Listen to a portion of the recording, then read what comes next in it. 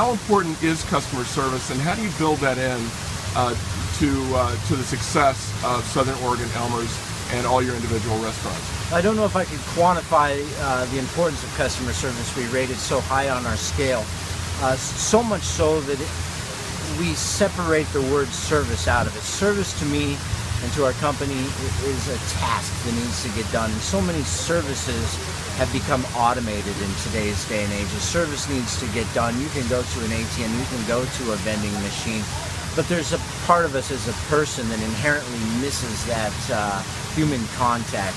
So we rephrase it as hospitality, or as you say, Rob, customer service, and make sure that we identify the difference of the two. In doing so, we look to recruit it every single day in our employees. We look to monitor it and talk to our guests every day, because that truly is what we're selling. Although people say we're in the food and beverage industry, we're in the hospitality industry. Now, Terry, I apologize for throwing this extra question in for you, but I just can't help but throwing this one in. It seems like people would come to this specific restaurant, Taprock Northwest Grill, to have a specific experience. Would you say being able to provide hospitality is a key part of that experience? Oh, if not the top piece. You know, when they take a look at the building and the environment and the surroundings, it's nice, attractive, but we've already set a bar for their expectations, and we need to exceed what we feel our competitors are offering in the hospitality level. So I would say, based on my knowledge of this community and seeing this place operate for a lot of years, that a lot of people want to work here. When you have openings and you interview people to join the specific team here or your broader team, what do you look for? How do you find that secret ingredient and make sure you're getting people that can provide those wonderful levels of hospitality? It's a level of communication. You know, when we launch into an interview, rarely do we start with, where have you been, what have you done, what skills do you have? Again, that's a service that we can train. The piece that we're looking for is something that I can train. As we sit down and engage them in an interview, are they able to engage us in conversation? Is there some emotion involved? Are they a real person? Are they able to laugh?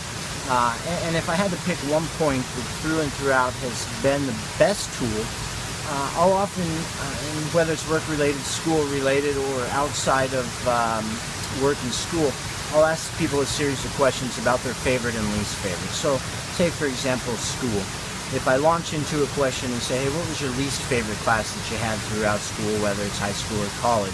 And they're able to go on and on about the negatives, but struggle to tell me their favorite. That's probably not the right person for me. I look for somebody who's able to say, well, I liked all my classes, and maybe struggles to pick a least favorite.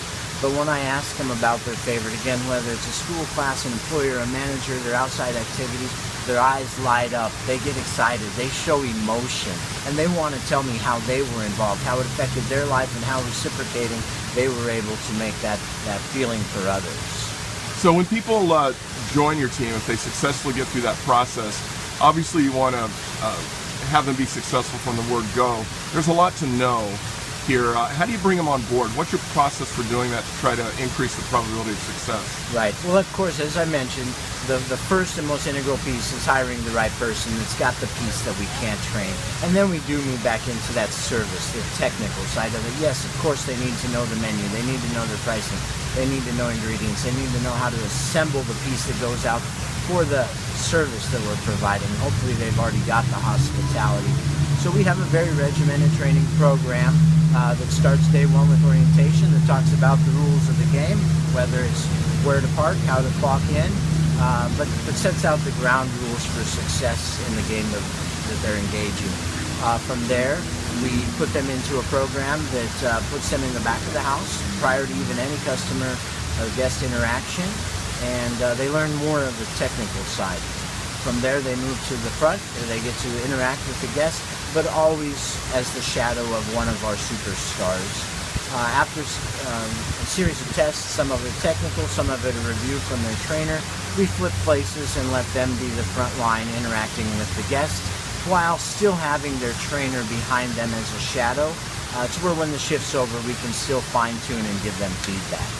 So one last question for you, Terry. What do you look for? How do you measure it? How do you make sure that that's happening and identify situations where it needs to be fixed if it's not? We have comment cards, we have social media, we have pay attention to that, but it's a feeling. It's not always something that we can show with data. We talk to all of our guests inside the restaurant as a management team. We talk to our staff, whether it's their coworkers or they themselves, and you get a feeling for how things are going. Yes, comment cards and social media are going to back those things up, but to quantify it and measure it, I think it's something that, again, it goes back to the very beginning. It's that piece of either you got it or you don't. I can't always train. People just know when that engaging process fits.